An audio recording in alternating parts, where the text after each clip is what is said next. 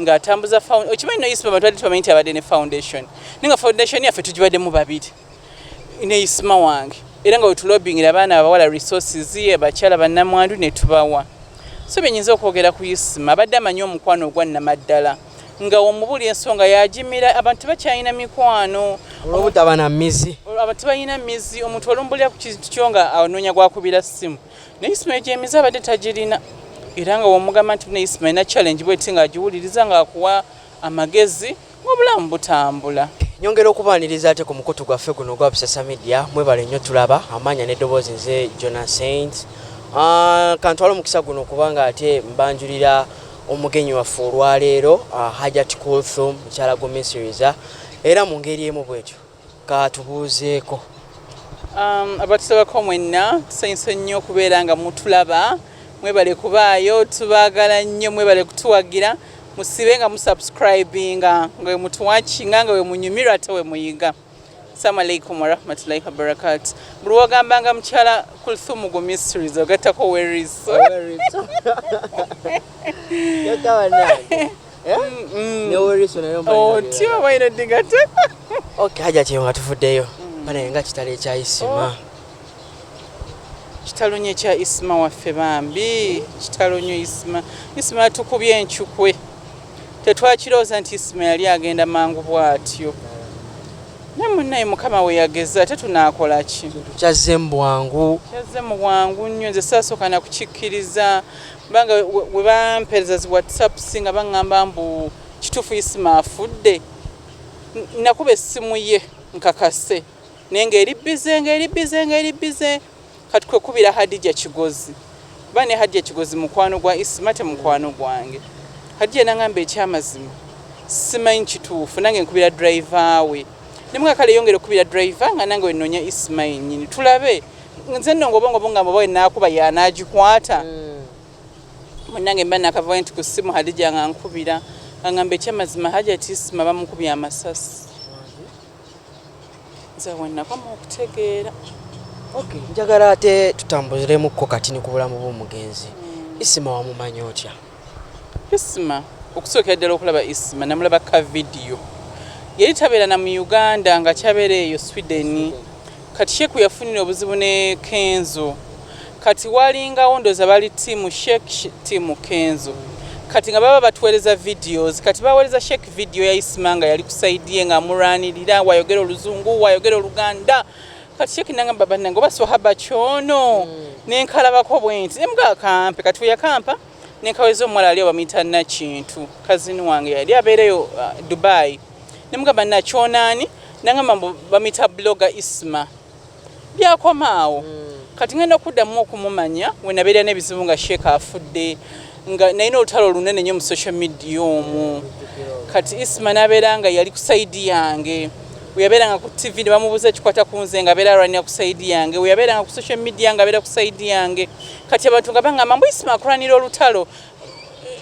gutaako TV Isma ali kukulwanira olutalo ali ku saidi yo kati nebuuza ba Isma kyoyo nenziyuka nti Isma oli gwe nalaba ate nze ebiseera bye nali nkwaye ne TV nga saagala kugiraba banga obanga alina byotaddeko bwoti ogenda olaba nga headline gwaliko ne bintama mune nga sikyagiraba kati kwe kunoonya enamba ya Isma nemufuna nemweyanjulira nasanyuka nangamba nze wenji kukulwanirira tebakutiisatiisa nja bonna tujja kulwana nabo kuba bali abali bannwanyisa bali mu mawulire nga ndooza bali bamanyi amawulire nga atya kati nga balina kukozesa amawulire okunnafuya Isma bambi nalwana nnyo olutalo so nti awe nagraduatingira nemuyita najja ku graduation party yange yajja n'abamawulire olwavuddeyo Sweden inga ali kuba we yarwanira olutalo yali wano Sweden Sheku yafiira Isma yali mu Uganda era ebeeranga ku TV za Uganda kati weyajja ku graduation party yange ya PhD najja we nali we namala okwogera n'agamba bamawulire nze wendi ajja tinje mu budaabuda dini yatugamba okukuma bannamwandu abato siraba nakwata ku kikomera nje musindikira embwa nayogera ebintu ebiri fani so we became friends kati awo nambuza oyagala ki ne mugamba njagala kuyamba baana bawala mpulira njagala nnyo okwempowering abaana abawala nangamba otya nemuga through education nangamba tuwandiise ekibiina nga kya women and girl empowerment okutandika okubanga nalinga nkola charity ne Isma nga nsomesa abaana nga tulobinga ebintu ne tuyamba abawala abali bafunye embuto abakyala bannamwandu so nabeera nnyo mu charity ne Isma kyekyalinga kisinga okungatta naye nga ate muntu mulungi nafukidde part of our family banga ne juzi Allah genzo omujjula twabadde naye awo muddwa ya sheke neyo kisiibo era omwana wange bambi yawulira bubi nnyo nga mubikidde Isma kubanga yali part of the family nga sinza butamubikira atwena mubikira naye Isma bubi nnyo nenyamira nnyo so bye bibadde webite bya Isma Gute wagwawo ekigongo mazofuna amawulire ago nkugambye nawungira ddala era bba wange yadduka najja ku ssiini nze saasobola kugenda nawe ku ssiini ng'owulira entegetege natya kubanga Isma twali twakogera naye ku Lwokuna nga Hadija alina program gye twagala tukole Isma natugamba nti tugikole enkya ku Lwokutaano ne tukkiriziganya kati ate ku Lwokuna ekiro nfuna program endala ey'Olwokutaano mu bakama bange kati nze munkubira Hadija mugamba manyi bane program gikyuse Friday sigenda kubaawo tukole Monday kati Hadija addamu akubira Isma mugamba nti manyi ate Hadija kyafunye program tukole ku Monday Isma namudamu in fact yamweleza ka audio kuba Isma namudamu mu audio ndi it's okay nja kubeerawo ku Monday ate yafa Saturday kugamba ngola munne mwe mubaddemu akabeera naye bakati awo mu kisiibaawo yampa emitwalo 10 nga sizimusabye na zimusabanzi namuyita ku dduwa nangamba Hadija tikankoleza emitwalo 10 ogulyemu abantu amenvu n'amazzi basiibulukuke n'okujja najja so munnange bitibadde bya Isma era nayisibwa bubi nnyo nawulira bubi ne tulina kuguma njo nayogeddeko ne taata we nga bambi agenda aguma nga musajja mugumu nempulya nga ngumyegumyemu webityo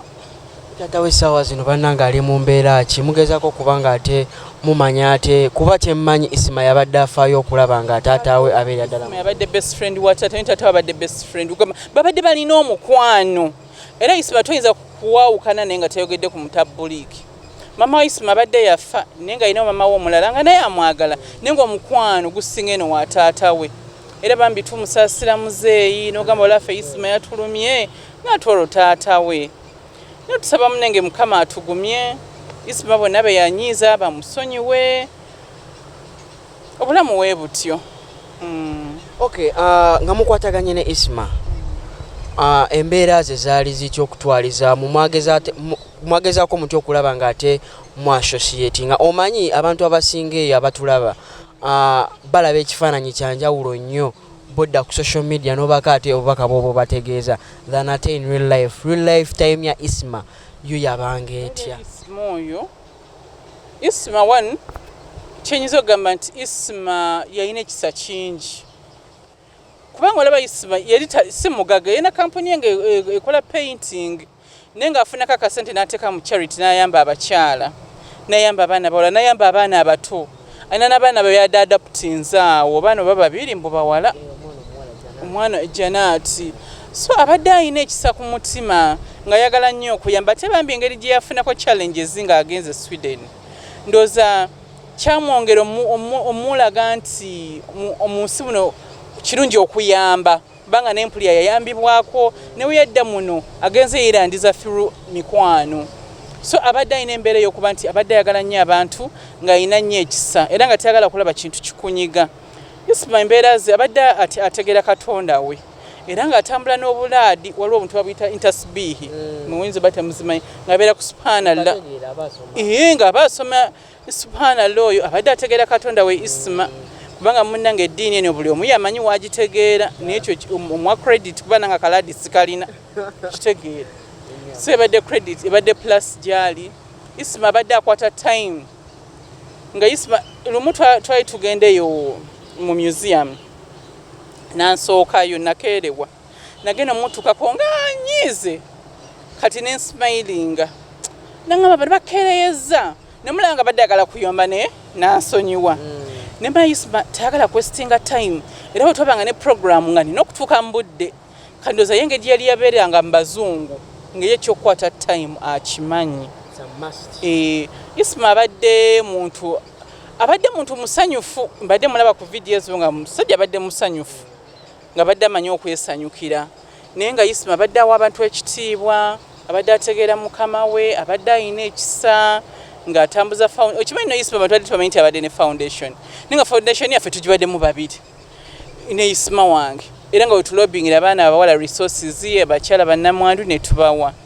so byenyinza okwogera ku Isma abadde amanyi omukwano ogwa nnamaddala nga omubuli ensonga yagimira abantu bakyalina mikwano olw'obutaba na mizi abantu balina mizi omuntu olumbulira ku kintu kyo nga anoonya gwakubira ssimu ne Isma egyemiza abadde tagirina era nga womugamba nti ne Isma ina challenge bweti nga agiwuliriza nga akuwa amagezi ng'obulamu butambula twafiiriddwa omukwano ogwa nnamaddala so naate okutwalizamu nga wobadde ongambye yabadde alina charity ez'enjawulo nalabye omwana omuwala oyo gwe yavaayo n'abeera nti amuyamba kino noloza tekikomye oba mugenda kukola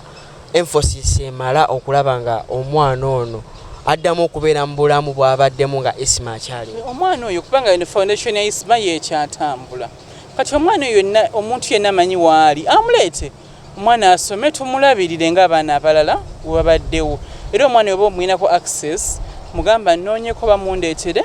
agende mu ssomero asome obulamu bweyongereyo buleme kuba nti oba Isma yali yamuleeta nga tantuukiridde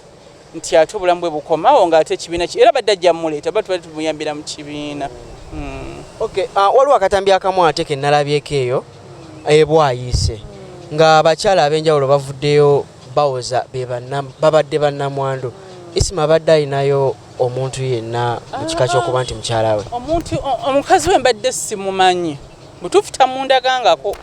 naye abo bannamwandu babadde mu charity yaffe bali bakyala 500 ne bafiirwa abasajja baabwe mulimu n'abalwadde kati Isma abadde akola nnyo omulimu gw'okuba oba motivating okumira eddagala kati abakyala bamanyi okuva ku ddagala oba oluusi nga talina mmere kati nga tulina obbanoonyeza emmere n'obbazzaamu ebigambo bibawa essuubi kati nga Isma amanyi okwogera nabo n'ayogera namukansilinga n'amanya nti obulamu bwe bugagga kyekisingayo obulungi naye tebabadde nti bakazi be nti abadde yabawasa naye babadde nti bakyala be nti abadde abayamba abakyala babe bwayise mbamanyi bakyala baffe nabadde mmanyi nti oba balinamu engeri emu oba endala gye babadde bakwasaganyamu n'omugenzi abo sikubadde mukyala we waba badde yenayo n'abakyala baleka babadde walala naye abo mbamanyi babadde bakyala bange naye ne Isma ba foundation yaffe tubadde tubayamba bakyala bannamwandu Hajati bannange bino ate byongerera ddala n'okuba nga ate bireetawo ennaku ku ngeri ate gy'ototolamu obulamu bwe bubadde ne Isma kw'ossa n'abantu abalala naye ate ba bloggers nabo bafunyemu ate ddala okutya bannange oba abantu banaagendera ddala mu maaso n'okuba nga ate baweereza abantu nga Isma ate bw'abadde ng'akola omulimu ogwo muzibu kinga oli wanagamba nti oba omulimu oba ng'oba ogwa security nagwo muzibu nti kubanga bakuba ssasi ku nnyama kati n'omulimu ogwo ogw'okuba ng'oyogera omulimu ogwo muzibu bamukwogera wano onyirizaamu omuntu ate abantu buli omu alina munnange obusungu bwe era fedde abaganda bagamba nga mbunamwatulira ofa tolina gw'oyogera naye amakulu nga batwewaza okuba nga tubuulira abantu ebintu ebituufu ebibaliko nti gwe omulimu gwo gwakwogera ojja gamba oli omuntu ekintu kimunyiizi kati waba mutemu ng'alina kukutemula omulimu gwabwe gulimu okusoomoozebwa kyenyinza okugamba abantu nno bantumye bannange nti mwebale nnyo ddala okuba nga ate Isma mwamutwalidde mu kitiibwa n'okuba nga ate aziikibwa ddala ng'omusiraamu balina okukola ki okuziikibwa lwansonga Isma abadde wa linnya abantu abamu kati ng'oyo ow'erinnya bakubeezaawo okumala ebbanga naye bagondedde eddiini n'abanga ate akolebwa ki ndowooza tugenda kuba ate tukoma wano eno ku mboozi ya Isma so Hajati abawagizi balina akantu ke bantumye obazaalirayo ddikaana kyali ku mboozi ya Isma tujja byogerako nga tumaze okuguma kati tujja tubeera ne Isma tujja kudda twogere ku mboozi y'obufumbo mbannyonnyole insha Allah kale bannange mwebale kubeera balabi balungi mwongere okuba nga ate musubscribinga mulikinga nze Jona Saints kumaata kumira mpeera mweraba